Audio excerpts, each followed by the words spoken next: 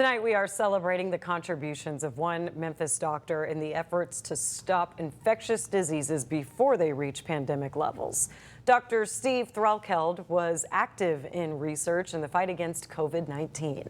Now, with new concerns emerging about the hantavirus, he's working to educate and possibly save lives. He talked to our Alicia Renee about how he's putting prevention on the forefront.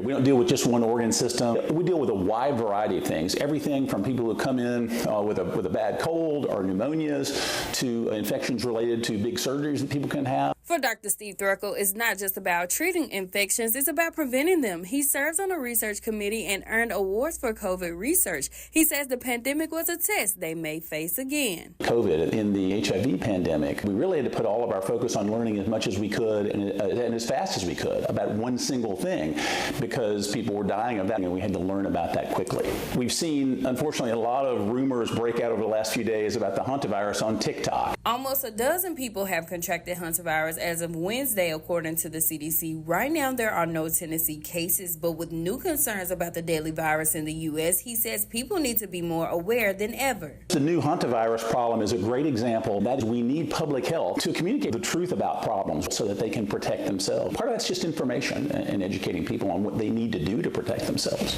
The CDC, the World Health Organization, there are places that you can go to, or your trusted healthcare provider. Dr. Threlkeld says collaboration across hospital teams combined with AI and advanced technology is helping doctors diagnose and treat patients earlier than ever before. We can now take that germ and in a matter of about 24 hours, we can know what it is, what type of resistance it might have, and what the best antibiotics to use. That used to take 3, 4, 5 days. He adds technology doesn't compare to simple practices. We can do some common sense fundamental behaviors like hand washing, covering our mouth when we cough, not going out and being around other people when we're sick. That simple one thing would cut down illnesses in the community. When people were really attuned to that because of COVID, there weren't many colds. Flu went to nearly zero. One thing I'm very blessed is to work in an area where there's a lot of need. And you know, we all have God-given gifts that we're supposed to use to help people. In Memphis, I'm Alicia Renee, and that's how we celebrate Memphis.